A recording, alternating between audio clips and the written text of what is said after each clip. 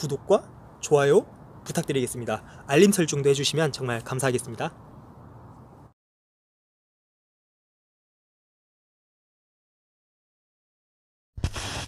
동지 여러분, 우리 위원회는 약간의 변경을 가한 태제와 보완 태제를 만장일치로 채택을 했습니다. 지금은 두세 가지 간단한 소견을 말씀드리겠습니다. 우리 태제에서 가장 중요하고도 기본적인 사고방식은 피어간 민족과 어간 민족 사이의 구별입니다.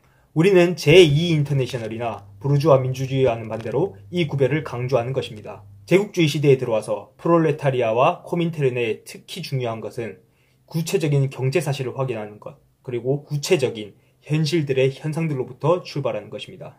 나는 후진국에서의 부르주아 민주주의 운동을 특히 강조하고 싶습니다. 바로 이 문제가 약간의 의견 차이를 불러일으켰습니다. 우리는 코민테른과 각국 공산당이 후진국 부르주아 민주주의 운동을 지지해야 한다고 성명하는 것이 원칙적으로 또 이론적으로 그것이 옳은가 대한 여부에 대해서 논쟁했습니다. 이 논쟁의 결과 우리는 부르주아 민주주의 운동이라는 말 대신 민족혁명운동에 대하여 말하는 것이 적당하다고 만장일치로 결정했습니다. 일반적으로 후진국에서 생길 수 있는 것으로서 프롤레타리아 정당이 농민운동과 일정한 관계를 갖지 않고 농민운동을 실제로 지지하지 않고도 이들 후진국에서 공산주의 전술과 공산주의 정책을 실행할 수 있다고 생각을 한다면 그것은 환상입니다. 제국주의 부르주아 계급이 피어갑 민족 내에서도 전력을 기울여 개량주의 운동을 이식시키는 데 노력하고 있기 때문입니다.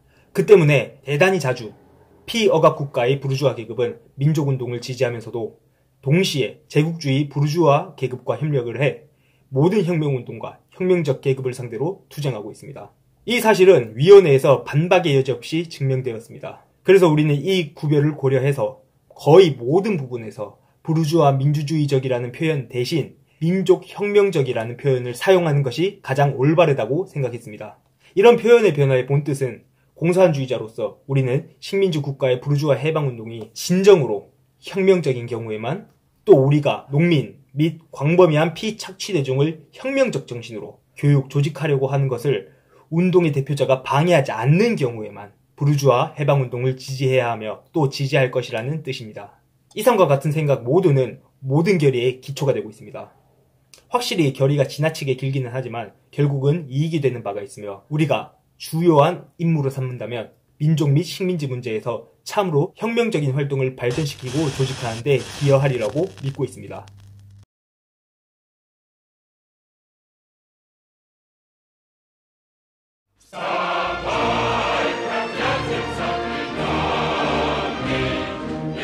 하나, 부르주아 민주주의는 본성적으로 민족의 평등을 포함한 평등 일반의 문제를 추상적 또는 형식적으로 제기하는 것이 그 고유한 특징이다.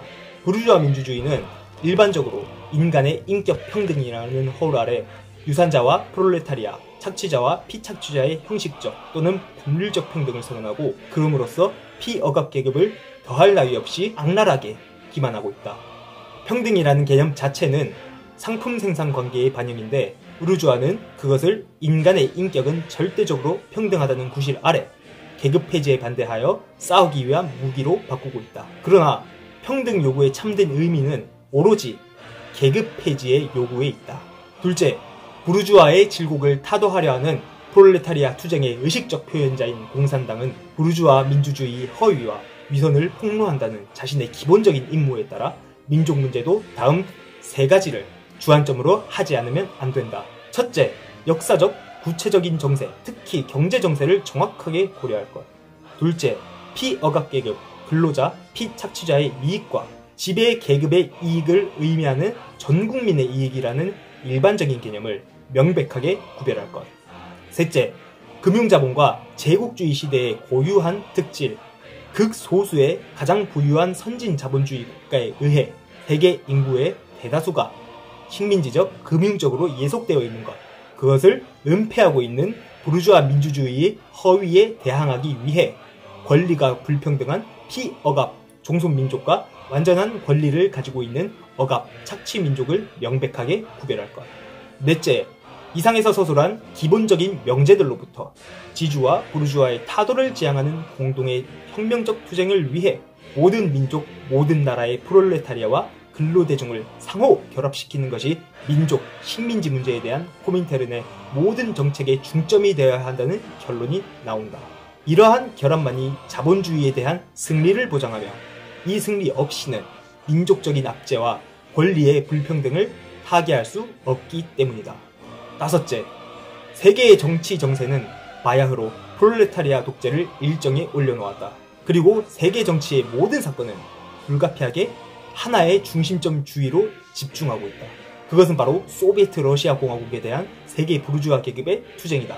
이 소비에트 러시아는 한편으로는 모든 나라의 선진적 노동자와 소비에트 운동을, 다른 한편으로는 식민지와 피어감 민족을 불가피하게 그 주위로 결집시키지 않을 수 없다.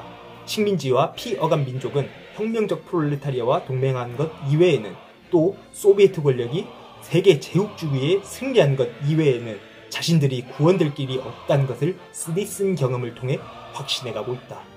여섯째, 따라서 이제는 여러 민족 근로자들의 상호 결합을 그저 승인하거나 선언하는 데만 그쳐서는 안 된다. 모든 민족 식민지 해방 운동과 소비에트 러시아의 가장 긴밀한 동맹을 실현하는 정책을 취할 필요가 있다. 이 경우 동맹의 형태는 각국 프롤레타리아의 공산주의 운동의 발전 수준이나 뒤처진 국가, 민족의 혁명적 해방 운동의 발전 수준에 따라 결정된다.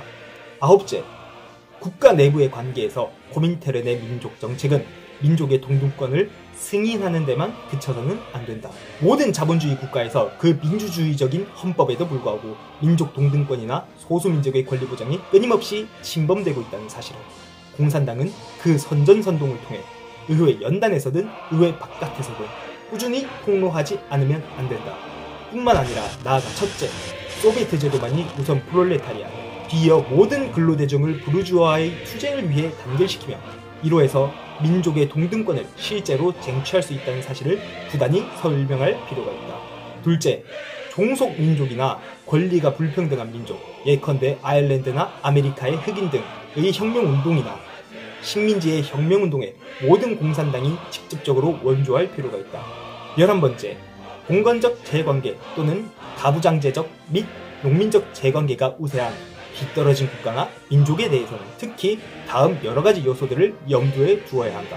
후진국에서 진정으로 공산주의적이 아닌 혁명적, 해방적 조류에 대해 공산주의적 색채를 부여하려는 것에 대해 단호히 투쟁해야 한다.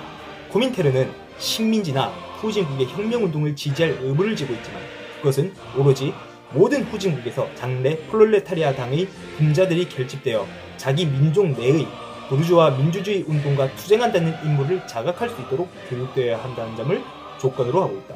코민테른은 식민지나 후진국의 부르주아 민주주의파와 일시협정, 때로는 동맹을 맺을 수도 있어야 하지만 그것과 융합해서는 안 되며 비록 맹아적 형태일지라도 프롤레타리아 운동의 자주성은 무조건 유지해야 한다. 12번째, 제국주의 열강이 식민지 민족이나 약소민족을 장기간 억압해온 것은 억압민족 일반에 대한 적의뿐만 아니라 불신까지 남겼다. 이러한 연유로 극히 오랜 기간 동안 억압받아온 민족이나 국가가 지니고 있는 민족 감정의 잔재에 대해 특히 신중하고 주의 깊은 태도를 취하는 것이 모든 나라의 깨우친 공산주의적 프롤레타리아의 임무이다. 나아가 전술한 불신과 편견이 한시바퀴 극복되도록 어느 정도의 양보를 하는 것이 역시 그들의 의무이다. 전 세계 모든 나라와 민족의 프롤레타리아가 자발적으로 노력하지 않으면 자본주의에 대한 승리라는 대학을 결코 완수할 수 없을 것이다.